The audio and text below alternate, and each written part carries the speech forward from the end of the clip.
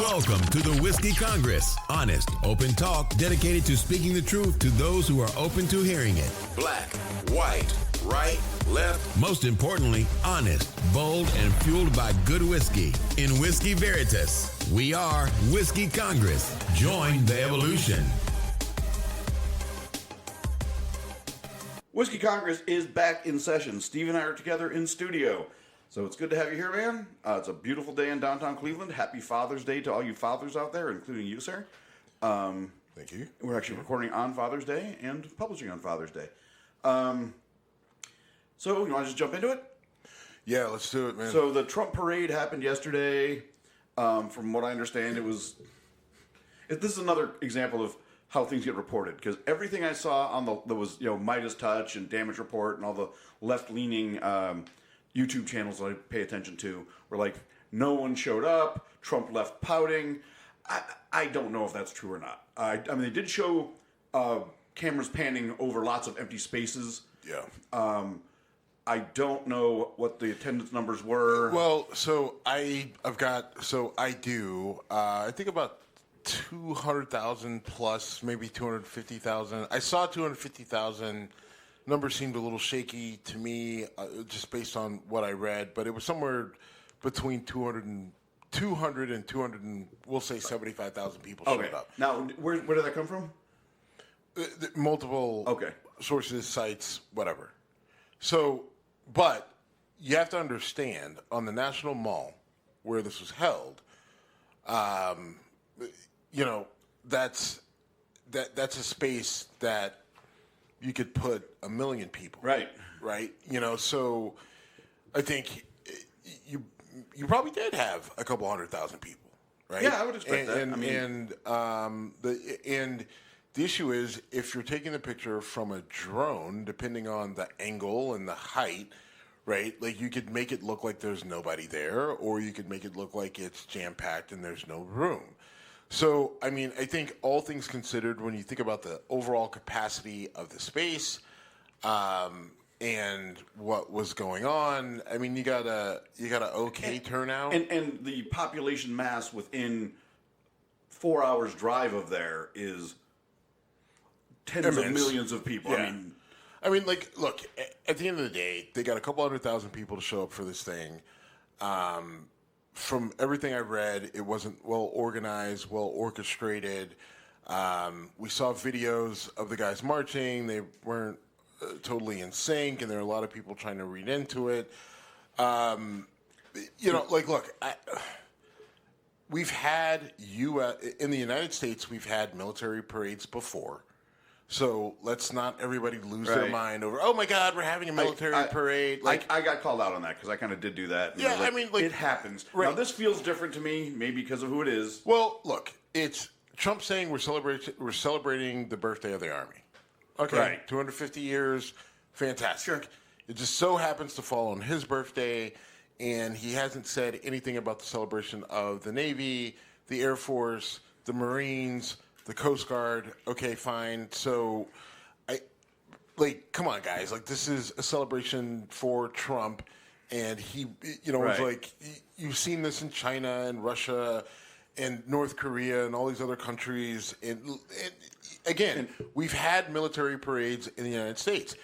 I think the last time we had one was 1991. It was more related to what was going on with the Gulf War and everything. But so we've had them before. But I mean, again, we didn't need one right now with everything going on right now. It just seems very out of place and inappropriate.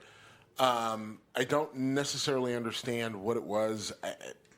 I don't care. Right. The level of artillery in this parade, I think, was amped up compared to the past. I don't think there were tanks. No, there were tanks, but the tanks that they had were like old tanks. Right? Okay, like, so they weren't terrible. And apparently they did a good job protecting the streets in D.C. I was going to make a big deal out of that. I don't drive in D.C., but... Well, I guess I'm neither here nor there on whether the tanks were going to tear up the streets or whatever. I don't know. I'm not a parade guy to begin with, right? Like, I think that the St. Patty's Day parade is stupid. I don't like... it doesn't mean that I hate Irish people. Right. I think that the Pride Day, I think parades are stupid. One of my friends who's very... Right? Like, I think parades are stupid. Whether it's St. Patty's Day, Pride, military, I don't... the Parade of Roses. Right. I just think parades are dumb. You know why? Because I lived in Chicago. Right? All right. So I went to Chicago on St. Patty's Day parade. You know what I mean? And it's just like, oh, you get to see all the things. No, you don't get to see. Because if you're not there at the ass crack of dawn, you're 20 rows back on the sidewalk and there's no lift so you can see out over anyone. So now you're just stuck on the sidewalk. And, oh, if you need to go to the bathroom, good luck. Right. Maybe there's a porta-john. Maybe a restaurant will let you in to take a piss, but probably not, so you end up pissing on the street. I don't like parades, people. I think they're stupid, whether it's a military parade celebrating the Army's birthday or a gay pride parade or a fucking Super Bowl parade. And I love me some sports ball. If the Bills win the Super Bowl, I'd make an exception. Listen, if the Steelers win the Super Bowl, I will be really excited for the parade. You know what I'm not going to do is go to the fucking parade. Right. Right? The only parade that I will go to, right, if the Indians win, or the Guardians, the Guardians or the Cavs win, right, because I was robbed of the Cavs parade because of work when they won in 2016. If you remember that story, because I was in Baltimore, you drove D.C. back middle of the night. Middle of the night, and then I fell asleep on my fucking couch at like 5 in the morning and then never made it downtown. I tried to get downtown but couldn't get there because the traffic was so bad. But I don't know. I think parades are dumb. But it doesn't mean that I hate the Army. Right. That I'm not patriotic. That I don't love the United States. I do. Right. And I also think that this was a giant waste of money. It was $80 million. And I'm sorry, with everything going on right now, we could have spent that $80 million better than Trump's birthday and the birthday of the fucking Army. Especially when you're not going to celebrate the birthday of the Navy and the Air Force and the Coast Guard. And so I ran the Marines. Well, first of all, I also do not care for parades. I was asked by a friend to go to the Pride Parade, and I said, I'm not a parade guy. I said, if you had a parade for me, I probably wouldn't go to it. But I had an interesting experience yesterday because there's a neighborhood party in my neighborhood that I went to. The Hooli. And I ended up talking to two different veterans, one at an after party and one at my Irish pub. They were both elderly gentlemen, and they expressed nothing but disdain for... So the one guy's wearing a hat that said Semper Fi. I'm at a friend's house. I'm expecting this guy to be Mr. MAGA. He's probably 70 years old. I'm like, I'm at a friend's house. It's an old guy who I don't know. I'm not going to engage in anything. And then he made a comment about the bullshit going on with this parade, and I was like, wow, I didn't expect him to jump in and say that. And then I ended up talking to this drunk old guy who was a real character, who was furious at young people for voting for Trump, saying, this fucking guy goes, I was in the military, I fought in Vietnam, and, this guy went through great lengths to make sure he couldn't possibly end up at Vietnam, and that guy wants a parade? And then he was like, and all these fucking dumb young people, why are they voting for him? So a little heartening for me that these guys I would have initially judged as probably MAGA folks were very much not. Well, what's interesting to me, right, as we make a little smooth transition here, is the turnout that you got for the No King demonstrations, protests, and not so much in places where you expect them. Cleveland, Chicago, Detroit, New York, California. Sure. You expected big turnout. But, even here in Ohio, like Minter, Ohio is very conservative, very red, and they got a really, they got some substantial numbers for the turnout for their No Kings sort of thing. And look, I think people are going out and saying, like, look, we the MAGA people are saying, oh, if you're going to this No Kings protest, you're anti-American, right? Right. You're unpatriotic. And I think... Look, again, if we look at what our Constitution says, we look at the rights that we have, right? The ability to assemble and the ability for the government to not, enact retribution just because they don't like what you say. In the First Amendment, those No King that's what they were. Yeah. Right? And literally, it's interesting to see some of there were rural communities that had, were there hundreds of thousands of people? No. But they had 150, 300, 1,000 people show up, for these different protests in these different areas. And then you had the big turnouts in some of your, more cities, places where you expected it to be. But there were a number of those sort of pockets throughout, and specifically in red states, that, leads me to believe that, okay, not all of humanity is lost, right? Like maybe the numbers aren't great, right? And the favorability numbers aren't great, but we still have people out there with some sense, right? And look, I didn't vote for Trump for a very specific reason. Right. I think the man is dangerous. I think the people around him are dangerous. I think they're a threat to our civil liberties, to our republic, what it is and what it stands for. I don't hide behind that. I don't shy away from it. That's why I didn't vote for him. Right. I didn't love Kamala. I think Kamala's a terrible candidate. I'm sorry. But at the same time, look, if that's who you guys are going to put out there, all right, fine, I'll fucking vote for her. I don't love it. Yeah. Right? And I tried not to disparage her too much. Sometimes she gave me direct ammo. Right, when they got a quote of her talking about, trans people in prisons, not because I give a shit whether trans people get surgeries in prisons, but again, it's about winning. Right? It's about winning so that we don't have to deal with Trump. Right? And if you want to run for president at any point, right, very early on, you got to think about the things that you say and the things that you put out there. Right? Kamala Harris, in a moment, made a statement about, support. In an interview. Okay, fine. But in an interview, she makes a statement about, being okay with trans people, trans illegal immigrants getting surgeries in prison, right? And paid for by tax dollars. It paid for by tax dollars. Yeah. Guys, I don't really give a shit one way or another. I don't think it's that big of an epidemic where I'm that concerned about my tax dollars going to it. But you have to be aware of the political environment that you are in. And if you want to win, and if you want the power to change the narrative, to actually impact the policy, then you have to be thinking about strategy and how you win. So if you're a candidate as high profile as a Kamala Harris, then every fucking word that comes out of your mouth, you have to think about. That may not be fair. You may not like it. It may be a high bar, a ridiculous standard, but that's the standard. The standard is the standard. I'm not saying it is, right? But what I'm saying is, I knew you were going to quote Mike Thomas. It's that critical. Okay, but here's where I think we disagree. I agree. What she said was going to be used against her. She should have known it. My issue is not that she said that in an interview. She needs to know it's going to be used against her. And while she's campaigning, she needs to have a strategy for calling that bullshit out. And that's what the Democrats suck at. But it doesn't matter. It's not like you can't say something stupid and just be like, hey, I'm calling you out because you can't say it. No, hold on though. You can't say it, Jim. You can't. I don't give a. There's no justification for saying it. Listen. There's not. Listen. It doesn't matter if she said it or not. Yes, it does. No, it doesn't. And my perfect example is. Yes, it does, because if she doesn't say it, they can't. Sentence. No. Yes, I'm not. I'm finishing my sentence. I'm not. I'm finishing my sentence. You're not finishing your sentence until after I finish what I'm going to say, because there is no way that it can be used against her if she doesn't say it.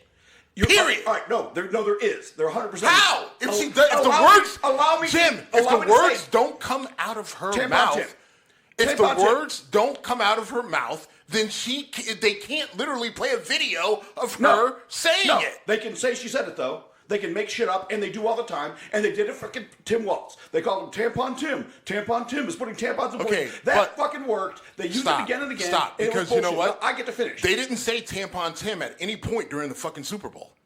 Did they? There was no commercial that said Tampon Tim. No, but he wasn't running for president. But there was a commercial on the Super Bowl with her regurgitating with literally her words. And if he was, they didn't say at no point during the Super Bowl was there a commercial of anything that referenced Tampon Tim, because he was not on the top of the ticket. Does it matter? Yes, it does. Yes, no, it doesn't. Really? Here's why. Because that was a whole social media narrative, the whole thing, and that's a whole different component. It's the same. They're going to say this shit. Kamala Harris the words coming out of her mouth, you can see a picture of her, and she's literally saying it, and they're playing it before the Super Bowl, during the Super Bowl. I saw it too. You saw the ad. Yes, I did. Now, right? And people reacted to it. Because they're fucking morons. Okay, fine, but they did. Okay. Right? But all I'm saying is you have to take that bullet out of the chamber. But you can't. All right, when did she say that? It was years ago. I don't know the context of this. Okay, it was 4 years ago. Okay, I don't know when it was. But I'm saying that to say that, well, if you ever said anything stupid that was recorded, you are not a valid candidate for because they're going to attack you. That's not what I said. Okay, well then clarify, because that's what it sounded like. Because Jim, listen, she said the statement after she had already had a failed attempt at running for president. She was the vice president of the United States. Yes. Right? With ambitions to run for president again. Right? So I'm sorry, in 2021, Kamala, it's probably not a good idea for you to sit there and talk about and say that.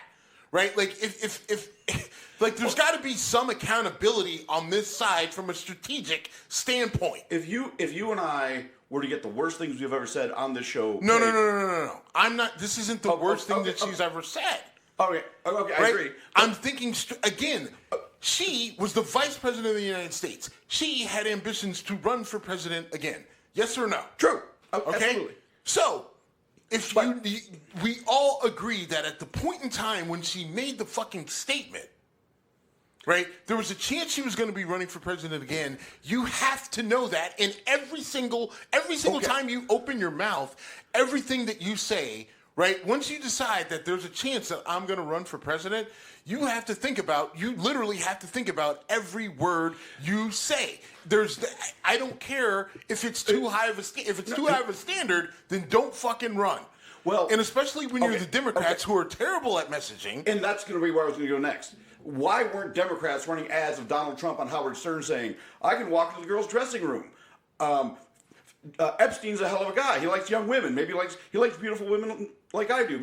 The problem is not what Kamala Harris said in a stupid fucking interview. It is very much part of the problem. That's the thing. It is a problem. I will grant you that. It is very much a part of the problem. The Democrats are bad at messaging. They're bad at getting the message across. They're bad at being able to control the narrative. They're bad at shaping the narrative. But they also shoot them. They literally step on their own dicks day after day because they can't not say the obvious thing that you should not say.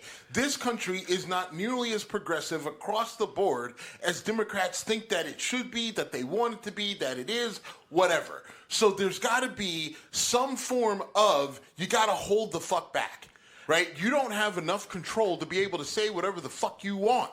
And yet they think that they can, and they think that they should be able to, and there's no penalty for it, and they continue to get penalized for it time after time in the fucking voter booth. All right, that part is essentially undeniable. I'm not arguing that at all. What I am saying is... that means she shouldn't have said what she said. She shouldn't have. But it should not be end of career because you said this thing on this interview. What you need to do is be able to handle, they're going to come at you with this, and how do I respond to it? And there's a way to do it. But in 2021, she's a presidential candidate. Yes. Okay, let's just make this very simple. In 2021, if I were Kamala Harris's fucking campaign manager, executive assistant, right, what the fuck do you think I would have told her? Do you think that I would have let her? I said, because this is how this would have said. If they ask you anything about trans people in a prison, you don't say anything other than, I support trans rights, but I'm not going to go into the conversation about whatever you're talking about. That's not, whatever. It's not germane to being president. I agree. Look, she gave a bad answer. Now, I agree. Now, if you're going to say... Now, look, the other part of it is Democrats have to know how to attack, not on the defensive, but they have to know how to go on the offensive. Agreed. And they suck. And who is the one that's saying, I want to win? I know. Right? I'm not arguing with that. And so what I'm saying is that it's you have to cover every base, and you can't if you don't. Well, she said it, but there's no but. She can't say it. Okay. Right? So not only do we have to present the message, not only do we have to control the narrative, but you can't say stupid shit. And you've got to get to a point at the Democratic Party where you literally have to vet these people, which means you've got to do more work than what you're doing. You have to go in deep into their Twitter. Okay. You have to find all the weird random shit. You have to pull it all out and figure out what can be used against them. If you can get rid of it, great. If you can't, then you have to think about how damaging can it be. And if it's too damaging, you can't use them. And if that means you've got a very small, limited pool of people that you can deal with, then maybe that's what it is. But that's how serious this is. Yes, I'm sorry. Every dumb-ass thing that you've said in the last 15 years is going to get scrutinized to a high degree. And if I don't think that I can overcome it, or if I think that they're going to use it to the point where that I can't save you, then you are not a valid candidate to me. And on the other hand, I also have to have a team that's working to get out the narrative, to say all the dumb shit that Donald Trump has said, to be able to expose all the hypocrisy and all that other stuff. Those two things have to be happening at the same time, but there is no way that we can excuse any of the bullshit that's going on in the Democratic Party, from the dumb shit that they say to the shit that is blatantly obvious that they should be doing that they're not. None of it should get a pass. Okay, well, I'm not giving it a pass. I'm agreeing with you. The Democratic Party can't message for shit.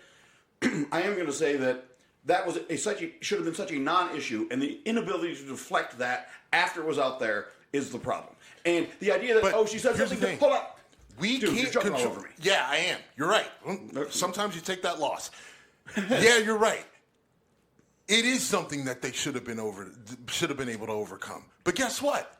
You know why they couldn't overcome it? Because the people who heard it fucking believed it. Right. So guess what? That means but the same people who believe the tampon Tim shit. You're saying they didn't run that during the Super Bowl. He's a vice presidential candidate. I don't give a fuck about Tim Walz. He was the vice president. No one cares. Exactly. But if he was the president, they would have run that shit. People would have believed it. So you don't just need to defend yourself for what you did. Yes, it hurts tremendously when you're seeing it on video. And you should have had Trump yucking it up with Epstein, Trump talking about being in a locker room or dressing room with 15 to 17-year-old girls. That shit should have been on a loop. Instead didn't do it. No, they didn't. They suck at winning elections. There's no doubt about it, and we're witnessing the proof of that right now. I'm just saying that you said something dumb 4 years ago, therefore you're disqualified as a candidate. Yes. No. Well, furthermore, the bigger problem is that there was no vetting because there was no primary, because she was coronated just like Hillary was, just like Biden was. And by the way, Biden said tons of stupid shit over the course of his life, and a lot of it got used against him, but I don't think he had anything quite as bad as But don't even fucking go there with me. He said plenty. He said egregious shit. Yeah. Right. He didn't want his white kids with the black kids because it's the jungle. Come on. I'm aware. I told you. He was a terrible candidate. You guys all everybody looked at me hey, he won. Did he not? You're saying just win, baby. He won. Yes. Yes, he did. No, what did I say? Even if he does win, he's not going to get reelected. It opens the door for Trump to come right back the fuck in. We've acknowledged. You have to think bigger than that. Well, right? Did I or did I not say that? You did, and I totally agree that Biden fucked up. And now what's happening? You're right about that. I'm not arguing those facts. Kneel before Tsar. I will not take a knee. We can do this. We can do this for an hour. And I don't want to do that. I understand you don't want to do it, but all this actually goes back to, what I'm saying is it's consistent. The reason why I said you cannot go with Biden, even if he wins, he comes with so much baggage that they can use against him, that he will not win re-election, and it will open the door for Donald Trump to fucking crip walk into the White House. He didn't fail to win re-election because of the dumb shit he said.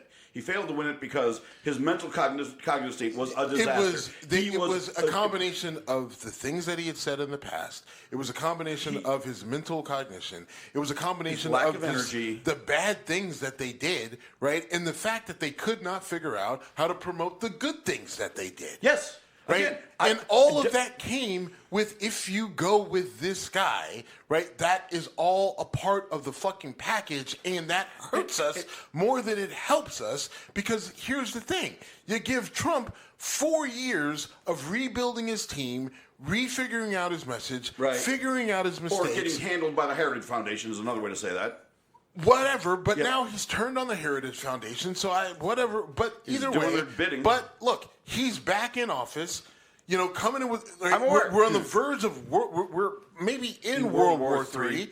Which, by the way, I've been screaming about for years. Well, I mean, you've been. Whoa, I wonder what it was like before. But now we're here, right? My thing was, if you want to prevent it, right, then you have to control the White House for the next 8 years, and Joe Biden isn't the guy who's going to control it for the next 8 years, even if he only controls it for 4. You can't be that short-sighted. Well, and I was told he's the one who could win it right now. We're right, you're wrong. In 2020, he was, and the Democratic Party and Joe Biden fucked up with him trying to run again. They fucked up with him running in the first place. Again, if the right person for that wasn't even in the race. The guy who would have won. Who was? Who's the right person? I've said it. Gavin Newsom was the right candidate for and you can say, oh, well, maybe. Look, I'm not going to disagree. Could he have won it? Yeah, sure. Like if you would have put Gavin Newsom in front of me, I could have cleaned him up, and I think I could have. I think I could have got him across the finish line. Right. I think you'd have done it without you because he's pretty good. Yeah, pretty good politician. You get what I'm saying? All right. Fine. But no. Okay, keep going. You want to keep going? But who could have done it? I think if they would have got behind, who was our transportation secretary? Pete Buttigieg. Yeah, you could have figured it out with Buttigieg. I think so. He, he would have been attacked for being gay, not just supporting gay. Maybe. No. Maybe. Yes, he absolutely would have. But again, if you do it the right, see for me to be right, what would have had to happen was to acknowledge that Biden was the wrong guy, right? So, which means a lot of people would have had to say that they're wrong, right? Which you guys hate to do. Fine. Oh. Yeah. So that's big hurdle number one. But let's just say we can get you to do that, right? Then the next thing is, who is the right guy? I think Buttigieg probably would have been the right guy. I got to go back and think about like who the candidates were. Klobuchar, maybe. Yeah, maybe Klobuchar could have got you there, right? Like, I mean, she's a little dry, but sure. And then you have to go. You have to do the vetting. You have to clean up any sort of nonsense that they've said in the past, and then you have to go heavy on the attack of the other side. Yes, which should have been very easy to do to Trump, and yet they couldn't. For the millionth fucking time. I agree. The Democratic strategy in major elections even with Biden, they didn't do a good job of it. And so at that point, if you like, they didn't execute either step properly. They still haven't. They still are spinning they're still spinning their wheels, right? Like you listen to all these shows, they still can't figure out why they lost. They're still making the same mistakes. And we are in 100% agreement there. Where I'm going to keep pushing back is that if you ever said anything dumb in your life, you have to be removed as a possible candidate. I didn't. That's how it sounds. It doesn't, because I never said if you said anything bad in your life. But you said it. Look, what did I say specifically? You said the last 15 years. If you said anything that can't be defended. Yeah, that's right. Okay. Yeah. Sorry. I'm sorry that I have a high standard for being president of the United fucking States. I'm sorry that my bar is higher than working at fucking 7-Eleven, okay? But if you want to be the president of the United States, then I'm going to look back at least 15 fucking years at every word that you said. That's fine. Look back. And guess what? If you said something that I know that I cannot defend and that will absolutely torpedo you, then you are disqualified. Sorry. Okay. All right. And I'm saying that it's a very narrow group of people that I'm going to have to choose from. It's a guy working at 7-Eleven. But we had a president that was a fucking peanut farmer, so I guarantee you we can fucking figure it out. And a naval officer. Okay. Okay. I mean, we had a president. Look, we've had dumb presidents all the time. George W. Bush was All not I'm saying, qualified. we got to raise the bar in terms of the candidate that we're looking at, and it can't just be some random ass rich white person and a couple of fucking minorities and women that we throw into the mix because they're in politics. We got to raise the standard in terms of who we're actually putting into that office, and we have to raise the standard of our actually strategic offensive. Here's what you're. I know you know this, but you're not saying it. And fair, not fair, whatever. Who gives a fuck? But the problem is you're also going up against. You're playing on a slanted field, right? Kamala Harris says this thing. It gets thrown out there. Tampon Tim stuff. John Kerry got attacked for his military service by George Bush. Fucking ridiculous. So it goes way back. I mean, John Kerry had 3 Purple Hearts and a Silver Star, I believe. But he got attacked. Well, my point. I don't care. That's my point. Is it's not. If we chose our president on who said more ridiculous, indefensible shit, Kamala Harris or Trump has said so much ridiculous shit in the last 15 years that he shouldn't be allowed to work at the same 7-Eleven that you've been talking about. So, I mean, we've just gone on a rant here, but I hear what you're saying. I'm just saying the problem isn't that Kamala Harris said something dumb 4 years ago. The problem is that the Democratic strategist had no counter and no ability to say, this was done in this setting. Here's the thing, though. Their messaging sucks. Here's the thing. We have to look at where we are in the moment. Can't change that. No, we can't. Well, no, we cannot. Right? So where we are in the moment is our voting population is fucking stupid. Yes. Very easily manipulated. Yes. Right?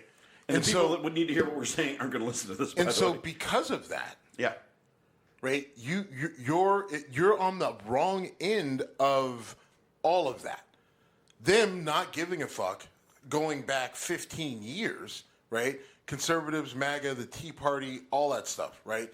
All connected. Going back to birtherism with Obama. Right. Right? So because their people are the ones who are easily manipulated and buy into all that stuff, you're on the short end of the stick. Yeah.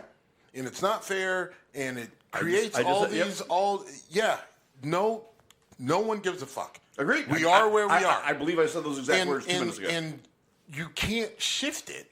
And so because you can't shift it, it completely changes how we have to select our candidates and how we have to promote them and strategize versus how the other side does it. There is no apples for apples. Right. There is no fighting fire with fire. Right. We are at a complete disadvantage. Right. And until you can get some form of leverage, which you have none right now, you have no choice but to identify. Like you have to the level of vetting and analytics that you have to figure out. One, you can't come with excess baggage. You can't come with statements that can be absolutely turned into marketing campaigns that we just can't deal with, right? You have to deal with the inadequacy of your strategic forces, right? And you have to balance them out with the quality of the candidate in which you bring until your strategic side can step up to the plate. That's just where we are. And the strategic side is 90% of the problem. Okay, fine. Okay, but then you got to go. That's way more fixable. I mean, look, fucked up. It's way more fixable, and yet they literally are trying to say, how do we fix it? Steve, I watch that shit on CNN and MSNBC every now and then where they're literally saying, well, we need to take a deep look at no, you need to wake the fuck up. I mean, we agree. But again, the only thing that you could do right now is find a candidate that's so bulletproof and so good, and the person's out there. Here's where I disagree, because bulletproof is still going to get shot. You know what? Here's the deal. Okay. Do it your way. Go ahead. All right. Do it your way. Well, we're not. All right. We didn't do it my way. If we did, we would have fucking won. No. We did. No. You told me, Biden's the guy. We have to have Biden. Bullshit. You did. It has to be Biden. No. It has to be Biden. No. Yeah, okay. I never said that. You fucking go. You did. You said he's the only one who could win. He's the only one who could win. I said he was the best choice to beat Trump in 2020, and he fucking was. Okay. And he fucking was. Okay. Now, I also said he needs to be a one-term president. I said it was short-sighted. And it was the end of our fucking democracy. You guys were fucking wrong. And you still can't say it. Oh, we won in the moment, so that's all that counts. Yeah, that's exactly what I said. You nailed it. No, it's not. I'm saying you won. You won the 2020 election, so you're right. Right? No, you won the 2020 election. I was right. I was right in 2020. I was also That's right. it. I was also you were right. I was right, and I was right in 2022 when I said Biden needs to say, "I'm stepping back," and we're going to, At that point, it was too late, though. No, in 2022, it was not. Yes, it was. If he would have said, "I'm not," he had to get through the midterm. 2022. You got to understand, 2022 was too late in 2019. That's the fucking problem. That's the fucking problem. You guys are so fucking short-sighted. Like, you just don't fucking get it. Like, okay. Listen. Look, Russia thinks in fucking centuries. We think in fucking 45-minute fucking intervals. That's the difference. That's why Vladimir Putin's been in fucking power since I've been fucking old enough to drive. Right? Like, and everybody here is thinking, like, we won 2020. Like, who? Like, that's... Like, you had to think long term. You had to think long term. I agree you had to think long term. You had to think long term. And here's the thing. You're probably better off with Trump winning in 2020 as it turns out, you're probably right. For one thing, he would have, well, it would have been really a mess in terms of would he have been charged with things. But had he won in 2020, we wouldn't have had the fuck show we have right now. I agree with that. Again, my long-term thinking was, Biden, get Trump the fuck out of there. Democratic Party, have a strategy for 2024. Their strategy for 2024 was trash. It was not my strategy. I never said he should fucking run again. But the thing Don't put that on me. No, but the thing is... Well, you just did. Yeah, I am. Okay. And I still am. You're not from under it. Because in 2020, At least we know you're wrong. Okay. In 2020, we knew that the Democrats didn't have the infrastructure or the intellect to fucking put the right strategy in place. Therefore, you had to have the perfect candidate, because if you didn't and you went with a bullshit candidate, even if the bullshit candidate could win in 2020, you were going to be fucked in 2024 and beyond. And here we are. That's the thing, right? Like, and you're just like, well, they didn't implement the strategy because we knew in 2019 that they didn't have the capability to implement the strategy in 2020, 2022, or 2024. So you had to have the right candidate from the get-go. If you didn't, if all you did was win that first one, you were dead in the water. And you knew what you had in terms of the team that was putting out the messaging and the narrative. They sucked at it. So the only chance was to win with the candidate who didn't have the baggage of a Biden, right? Biden didn't lose because of his baggage. He lost because he was falling apart. It was not because of what he did in the past. He lost because of his baggage. He lost because he couldn't market the successful things he did. Because he did a lot of good. Couldn't market the successful things that he did. The issues with Hunter Biden, and then the pardoning of Hunter Biden. Their inability, but the potential that was irrelevant. Well, no, it wasn't, because it was still on the table. It was still marketed out there. It was a perfect example of bullshit, though. The fact that they allowed that to get... But you have to understand, to understand in 2019... We've now gone 35 minutes on this. Well, okay. If you watch it, we can. We've got a bunch of other stuff we need to talk about, and, if you want to keep doing this, we'll keep doing this, but... I mean, look...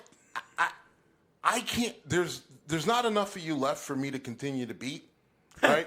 Well, you're refusing to acknowledge that what I'm saying is 100% right. No, it's not. Yes, it is. I mean, it's not. I mean, like, look, let Ben listen to it. Like, he could be our moderator, Whiskey Ben, right? And Ben's gonna side with me, and he's gonna tell you that I'm right going away. Okay, maybe.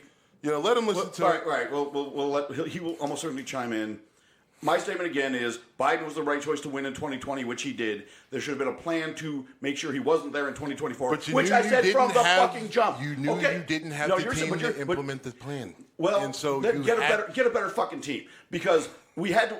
If we would have run, all right, agreed. All right, that's where we agree. Okay, all right. Let's move on, because all of the shit that I've been saying, and I don't think you would disagree with this, that it is not a level playing field, and that Trump's MAGA is, a cult, which took 3 years for you to fucking acknowledge. I still don't acknowledge it, because listen, there is no cult that has almost ripped apart the fucking bread, yes, there our is. It's country. called MAGA. All right. Anyway, our republic and our democracy is literally hanging on by a thread. Yes, there is no cult that has done that before, and all I've said is this one has. It's MAGA is a cult on anabolic steroids, human growth hormone, and the Captain America serum, Right? I'm saying what you're saying times 100. I'm saying it's not big enough to explain what these people are doing. Well, all right. Like, I don't know how I'm the bad guy by saying that the bad guy is the baddest of all the bad guys. Fuck. But you've been challenging me on that word. Yes, because it's just like we're understating the risk and the danger. That's what I'm saying. Then give me a better word. For fuck's sake. Give me a better word. We don't have one. Well, then there's not a better word, but you can't continue to undersell it. I'm not underselling more than it. a cult. What am I? These people are literally going to rip apart our country, and we're going into war. This is more than a cult. Well, fuck. Give me a better. It's an undersell. Okay. Well, just accept that's not the right word. No, then you said you can't give me a better one, and you deflected from that it's word. It's not a cult. It's not a. That's not a cult. It's absolutely a cult. It absolutely is. Jesus fucking Christ. Oh my God, the society we live in where we can't punch people in the fucking face. That'll solve everything. What we can apparently do, though, is follow the cult and go and shoot. It actually would solve a lot. The problem is that we got fucking skinny guys with no necks who made the rules who said you can't punch people in the face. Okay. The guys who can't take a punch. Mike makes right is how we should solve all of our problems. Very good point. So we had a guy who was in the MAGA. If I could take out fucking Donald Trump and his whole fucking crew right now, that would fucking solve the problem. That would help a lot of things, but you can't. In Minnesota, Representative Melissa Hortman and her husband were shot and killed. State Representative Melissa Hortman and her husband were shot and killed. State Senator John Hoffman was shot. As far as I know, he went through surgery. As far as I know, he's still alive, although I don't know his condition. I've seen things that he died. I don't know. And I have no idea. And the suspected shooter is Mr. MAGA. Now, let's just stop. We don't listen. I don't know who so the issue with this guy was he was appointed by a Democratic governor and then reappointed by Tim Walz, also a Democrat. It seems the guy was he went after these two Democratic reps. He had a list of who was appointed by the guy who killed him. Was appointed like workforce fucking czar or whatever. Okay. By the governor of Minnesota. Like that was his job. And then he had a company. He was the CEO of a company that was doing something in the fucking Democratic Congo or the Democratic Republic of Congo. There's a video of him in front of a DCR church, like praising Jesus and like dancing around like an idiot. He had a manifesto with a hit list of literally all Democratic representatives. He had a wife, but he also had a roommate. The roommate said that he was a Republican and that he praised Trump and that he was anti-abortion. But they found a car. They found his car, and it had all these "No King" flyers. So conservatives are trying to say that he was a leftist. Obviously, progressives and Democrats are saying that he was MAGA. And he was going to target the No Kings protests. I look. I think the issue is, in this particular instance, both sides need to take a step back from trying to politicize this and make it about his political affiliations. Like, we have a psychopath on our hands. The guy dressed up as a local police officer. Right. He was wearing basically a fucking Myers mask, right? I didn't see that. I saw the video. So there was a Ring doorbell image. I was going to guess that's how they saw the guy. It was a latex mask, and it was bald. It didn't have hair. And it was scary. Like, I mean, it's scary. That's it's Purge. Scary. Yep. The movie The Purge. I mean, Michael Myers is Michael Myers, but I mean, this is a real ass fucking guy. Michael Myers, he's not real. Yes, but no, this guy wears this latex mask, right? Full police uniform, has an actual police car, right? Like, you could see the lights, in the video. And he goes in, he kills these people. He ends up getting into a shootout with the police. Yep. Somehow he gets out because he's dressed as a police officer. They can't tell who's a real cop, who's not. He gets away. They end up finding his wife in a car with guns and passports and money.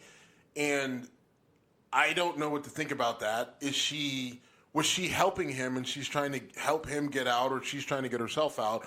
Or is she trying to get herself out because she's scared that her husband has now turned into a fucking murderer and is pretending to be a police officer, so she wants to get out of the country so he can't get to her?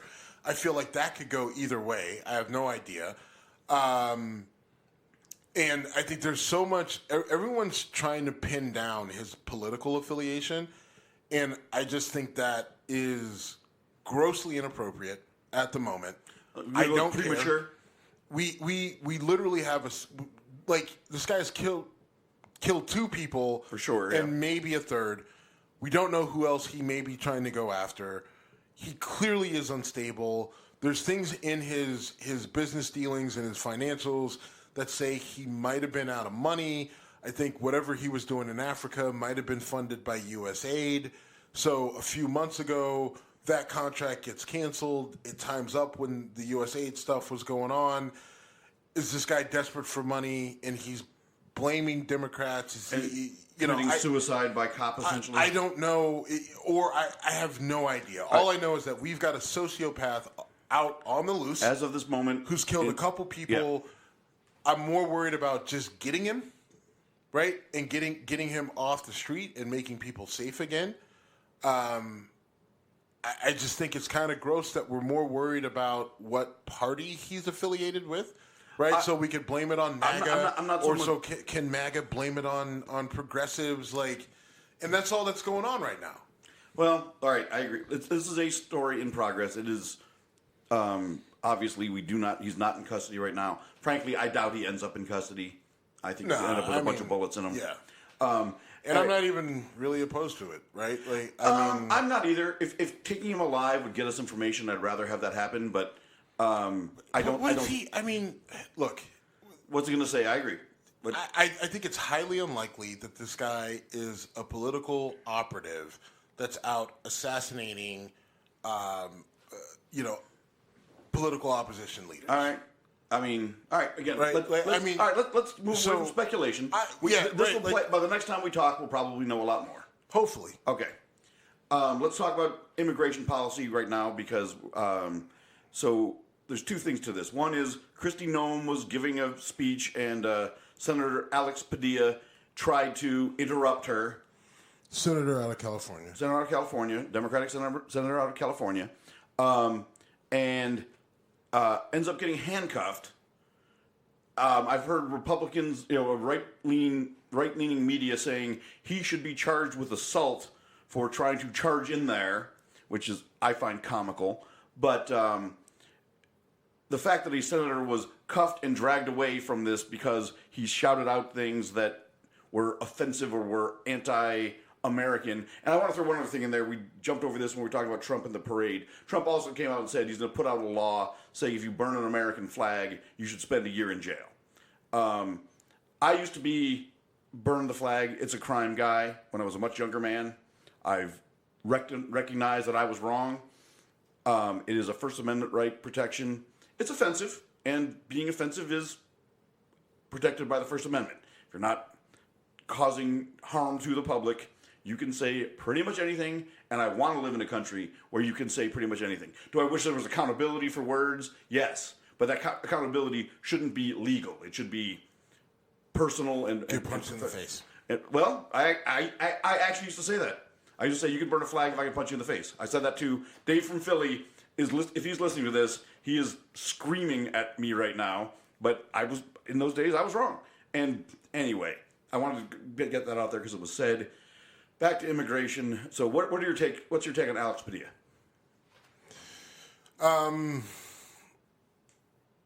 I think the whole thing stinks to me. The fact that, all right, fine, keep him. So he yells out.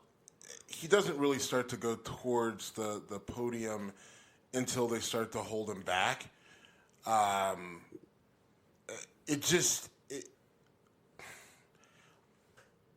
It all seemed very performative, but not orchestrated, right? And so what I mean by that is Padilla intended to go in and make a scene. Right? Oh, I'm sure. Yeah. He intended. I would. Respectfully disagree, but I would agree. you know what I mean? Like, he intended to go in, like he went in and yelled at the fucking Homeland Security Secretary while she's giving a presentation. That was intentional. I think the But let me just as intentional doesn't make it bad. No. I mean, you want to fight back. This is a fight back. Yeah, it's not bad. I look. Does screaming at someone during a press conference? I don't think that's an effective tool, but fine. All right. You know, I'm not going to disagree with you. Fine. But I also think that it was very performative on the security forces that took him out, because it was a combination. Looked like there was a sheriff, there was a Homeland Security person, I think there was an FBI person. You know, there were, you know, the whole thing with them taking him down, and, you know, there's 5 or 6 people escorting him out.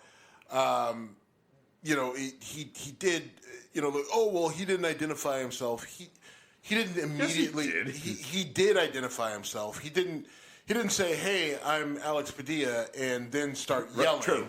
But once once they started grabbing, he identifies himself. The whole thing stinks to me. You know, Homeland Security and the people involved, I think, carry a brunt of the stench on this. And I give him a little. I give him a little bit of a chiding, only because I get what you were trying to do. I don't think it didn't do what you wanted it. The problem is, this is one of these things where both sides are walking away declaring victory. Democrats are saying, we interrupted Kristi Noem, look at us, we're fighting back, we're doing something. And they're saying, we're going to use the fodder that we've been using for a long time to, you know, make these libtards look like the awful people that they are. And, you know, all this stuff to basically, they're both walking away, taking away their sound bites, taking away their video clips, and claiming victory. And the ultimate losers in this are the American people, because we are just getting steamrolled right now. And then staying on the immigration topic, and this is comical to me if it wasn't so fucking tragic. We've seen this, and I've had a lot of man-on-the-street experience this week, so I'm talking to a lot of my right-leaning friends who never fucking own a position. They just jab and say dumb shit. But I was talking to a guy who said, we need to have due process. And he's like, no, we don't. And now this guy says he was in the military. I believe him. He's only brought it up when I've talked to him about politics after knowing him for 6 years, but I won't go there yet. But having said that, I'm saying, like, you took an oath to the Constitution, not to the President, not to the Secretary of Defense, to the Constitution. The Constitution says you get due process. He shoots back, not if they're here illegally. Yeah, actually, even if they're here illegally, they get due process. That process may be to get shipped out, but that is a flagrant violation of the Constitution. I'm not a constitutional scholar, and you can tell me because of that you don't believe what I'm saying, and you would be wrong. But what's really the humorous part, if it wasn't so tragic, is they've made all this effort to take out, they want numbers. They want to get people who are Hispanic in numbers on buses getting shipped, giving them no due process, shitting on the Constitution, and they went from, you know, what was supposedly were rounding up the criminals to let's find easy targets. We talked about the Home Depot stuff last week. And now Trump comes out this week and says, essentially, I can't believe it. The agricultural industry and the hotel and hospitality industry are getting gutted because they've had these employees here for 20 years and they're good people and they're gone and that was wrong and we need to change our strategy. And then he said the thing that I thought, this is the funny part, that these jobs are getting taken by the criminals. Yeah, jackass. MS-13 is saying, well, now that we need a new... the people who make money by funneling drugs in are now taking side jobs to work in fields. And to work as cooks at a restaurant. Yeah, I mean, unfucking believable. And this is where the slow feel comes in again. So I wanted to give you a minute out because you said I was interrupting you. But noble of you, yes. Here's the pushback when they say illegals don't get due process. Constitution isn't always the most clear. Second Amendment kind of, the shining example of that. But where the Constitution is clear is when they are directing a right towards citizens, You know what word they use? Citizens. Citizens, right? But if they're not directing it towards citizens, they use the word People. persons. Or people, yeah. Right? People or persons. Right? Yes. When they're talking about due process rights, if you take a gander, right, at It's right there. our beloved Constitution, right, when they're talking about the due process rights, they're talking about persons, Yeah. not citizens, Yeah. right? But I could go through and I could point to where they specifically say citizens. And I just don't think that the Founding Fathers were kind of loosey-goosey, right, with, we'll use citizens, we'll use people, they'll be able to figure it out, right? Because I've, read the Federalist Papers, right? Right. And I've read the Constitution, and I've read enough documents to say that they were actually very intentional on when they used the word citizens and versus persons or people, right? When they meant that it only applied to people who were naturalized citizens, and when it meant to whoever is within the boundaries of this country that we're calling the United States. Yeah. So due process is afforded to all people and persons in the U.S., right? So if you're within the continental United States, if your feet are on the dirt, right, whether you're here legally or illegally, you get your due process. Now, this is what Democrats and progressives have to understand. If you're an illegal immigrant, well, your due process is limited. You don't get you don't get the full shebang. Right. Right? Also it by may, design. it may just be, right? You end up in a courtroom and you may not get great representation, and you try to make a case for you to stay, and you probably don't have a jury. It's just a judge or an administrator that says yes or no. But that's your due process. But you're owed that. You're not owed snatched off the street in front of a Home Depot and then put on a plane and then shipped to a country that you've never been. Right. That's not due process. We're going to agree on that. Right. So, that's the part. And I think, again, this comes down to compromise of thought. Right? Go ahead. And what I mean by that is, hey, conservatives, illegal immigrants do get a form of due process. Hey, progressives, that due process doesn't mean that every fucking immigration case is going to be the goddamn OJ trial. Right. In some cases, it's going to be pretty short and sweet. Hey, should you be here? No? All right, go. Right? Not great. We don't love it, but it's something. But the other part of the agreement is, hey, some of these have not been done right, and they need to be done right, and they need to be made right, and we can't continue to do them because we're doing a disservice to this document called the Constitution by not affording people their due process rights. Right? Like that, I think all of those things are true, and I think that's, and I don't think anybody is overly happy with any of that, but that's the reality of it. Well, and to the point of the hospitality and agricultural industries getting crushed, if you spend any time in certain parts of the country, I'm thinking Los Angeles is where this all blew up. I spent a bunch of time in Orange County, been to Los Angeles a handful of times. The economy, regardless of political affiliation, is driven a lot by immigrant labor. It just is. I mean, when I would drive to work in Irvine, there were people working in the field, picking crops and doing their thing. I don't know what their immigration status was. I just know it was back-breaking labor that and the Walmarts of the world and all the bigger, they all hire these people because they need them.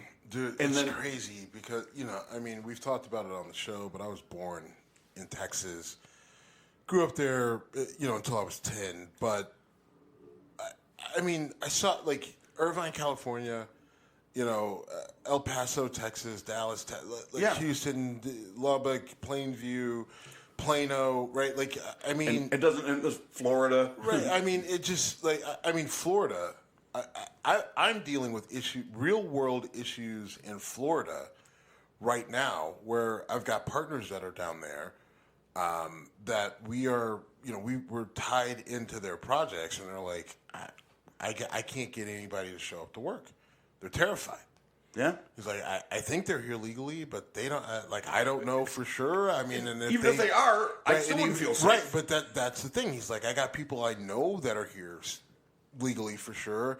They're terrified to walk outside, right? And there are enough examples of people showing ID and, officials saying it's fake and then throwing them in the back of the van, right? And some people are just like, well, they'll get their day in court, and it's just like, look, there's enough to say. About that. No, they won't. I don't know if they will. And again, it's just like if you're here legally, and you see other people that are here legally where their real documents are being considered to be fake, and even if those people get out after a couple days, right? I'm sorry. When did we sign up for it to be okay for us to be kidnapped by masked men? Okay, thank you for saying masked. I want to touch that. And thrown into a van and thrown into a cell because, they're not completely sure we're here legally. Like, right. That's what we're okay with? So when in doubt, throw them in. Also, if that's the case, right, they're like, they should just show their ID and it's not a big deal. Oh, okay. Well, you're saying that because they're Mexican. But there's 500,000 illegal white Europeans here. Yeah. Russia, Ireland, Poland. Yeah, Poland probably a bunch. Right. Estonia. Right. Pick a fucking country. Sure. Right. Canada. Right. A lot of them are visa overstays, but either way, so are a lot of the Latin Americans that are here. Right. Are visa overstays. Right. But you're saying, hey, if you're here illegally, you all got to go. Right. Sure. So that means we should be looking at these Europeans as much as we're looking at the Latin American people or the Latin people that are here. Right. And, by the way, if they can just go up to any brown person that looks like they could be a Mexican or an El Salvadorian or a Venezuelan or whatever, then if you look Irish, then I should be able to stop your fucking red ass and be able to ask for your papers. And then, you know what? I don't think your papers look real. So I'm going to shove your face up against the wall. I'm going to handcuff you. I'm going to throw you in the back of the van. I'm going to take you somewhere where you don't know where the fuck you are. And then I'm going to make you prove to me that you're an American citizen. Or maybe you look Russian. Or maybe you look Polish. Or maybe you look Austrian. Either way, you look like a white European that shouldn't be here. Or, I mean, it's a joke on the show. It's a real life thing. People often think I'm Hispanic. I'm not. I'm Italian, Polish, and Slovak. But it's happened multiple times. Bringing up Dave from Philly, he used to love when I was mistaken for that. I often will ride my bike in this neighborhood and or our metro parks, and I don't carry an ID when I'm riding a bike. So in theory, I could be one of those people. I could get, hey, you look dark to us. Been doing some landscaping, got a bit of a tan. Thank you very much for noticing. The people like me. Now I'm not going to live in fear because I do have the luxury of being white. But or the privilege, it's a terrifying time for people who should not need to feel terrified. Man, we're going long here. We haven't even talked about the fact that Iran and Israel have now skipped the proxy part and are just shooting missiles at each other. Yeah, and this is so insane, right? Lot to go into with this story, and I think we're only scratching the surface right now. Obviously, this is a huge threat to national, world security, right? Iran was able to, get through the Iron Dome. Israel had some targeted attacks. Both are denying the level of damage caused by the other. There's a lot of misinformation out there. AI is not helping any of this. It is a very disastrous, messy situation. The concern is, do nuclear weapons come into play at some point in all of this? Right. Israel is asking for help from the U.S. Do we provide assistance? How much assistance do we provide? How much does it further destabilize an incredibly unstable situation? Right. And whether we assist or if we not. don't, right? And then Trump's got a whole thing, if he doesn't offer assistance, then all this talk about supporting Israel and everything else, means he's full of shit. But if he does help them, right, it's just well, you said we weren't going to get involved in any of these shenanigans. Right. What are we doing? This feels like all the shenanigans. And I need to blow up on this one because one of my critiques of Trump in his first administration and this one was he pulled out of the Iran nuclear deal, which Israel did hate, But we had a deal in place to say, here's how we get to regulate you. We pulled out of that, and then Trump puts out a social media post saying, Iran, I told you to make a deal, but you didn't make a deal. We had a deal, jackass. We had a deal. You pulled out of it, leaving us in limbo, and now we're watching this happen. So I had to get that in there. Yeah, but I don't. It matters, Steve. It does, but like we do know that they were in talks of some form of a deal up until recently. Where it really matters is that we didn't launch the attack. Right. But we didn't. Did Iran launch the attack? It's not a trick question. Did Iran launch the attack? Israel hit Iran first. Yes, that's the point what I want you to say. Okay. Right? So, like, yeah, you're right. You're 100% right. Trump should have never pulled out of the original deal. Right. Okay, fine. But we were working towards a deal with Iran right now, and then Israel launches this attack. I'm sure Israel has already made up a reason on why they had to do it. Whatever. I'm sure you're right. But I think we can all agree it was bullshit. So they launch an attack on Iran. Iran responds in kind, and now they're just exchanging it back and forth. And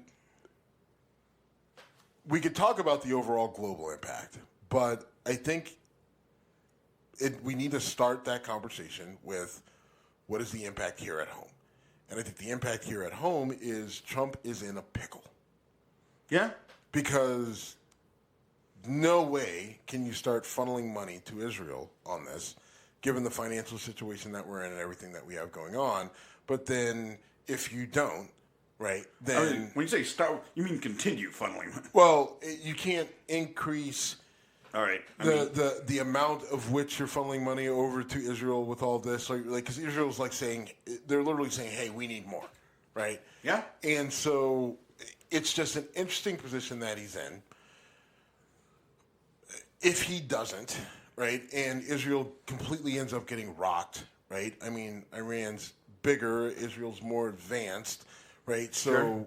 Which wins, the technology or just the sheer numbers? I don't know. And by the way, I'm sorry, go ahead. No, but I'm just saying, even if Israel doesn't necessarily lose, if they're so preoccupied with a war with Iran, and I can't imagine that if this really continues to go much further, if Iran is the only one that'll be at the table, right? Because Sure. others may see the opportunity of Israel being weakened, and if we're not really coming in full force to support them, they may see that as an opportunity to take Israel out. You know, right? something just popped into my head that is a nauseating thought, but in part of our earlier exchange, which, by the way, I love you, and I don't mind getting heated with you. People occasionally are like, aren't you afraid Steve's going to snap? I'm like, you know what? Even when he's mad, in fact, especially when you're mad, it's kind of when you're most controlled. It's kind of a weird thing to say because people say that shit to me all the time. I'm like, just fucking relax. If I haven't actually hit you, then you don't really have to. Did throw a bottle cap into my eye. If I haven't hit you with my fist, Okay, you have not done that. then you're fine. I know that. Just it bothers me when people say that. But anyway, let me finish because we were Continue talking. making your bad point. Okay, thank you. You're on a roll today. Yeah, we'll talk about that. We were talking about how do we know when World War III has started? When there are ground troops entering each other's countries. If Iran launches a ground troop assault into Israel, probably with, like you said, former proxies that will now be direct allies, we're there. If that happens, it's no longer questioning where you draw the line. It's happened. And I hope it doesn't. Golly, I hope it doesn't. Sorry for the language. I think there's some debate there, right? If Iran and Israel go to war, does that mean we're in a world war because Russia There's already in Ukraine. I don't know. I'm not saying you're wrong. And I'm not saying 100%. That's right, where I start saying... I think that... I think Well, first of all, I hope it doesn't happen. Because if it does, the carnage will be just heinous. As if it wasn't already. Yeah, I mean, I think this is very subjective to a point. But it's also, we'll know when we know. And I don't necessarily know if... Now, look, if Israel and Iran go to war, and Iran picks up, I don't know, Pakistan, Syria, Syria, Yemen. yeah, like all of those. Like, well, okay, I'm willing to lean more towards yikes. But if let's just say it's just Iran, right? Everybody else is just like, yeah, I don't know if I want to get in on this. You guys go it alone for a little while. We'll see how it goes. I think there's a little bit. There's a wiggle room in there. Yes. All right. I'll. Dude, we've gone over already. I know we want to talk some sports. We can save it. We'll save the sports talk. Anyway, thank you for listening. We are at Whiskey Congress on Instagram and X.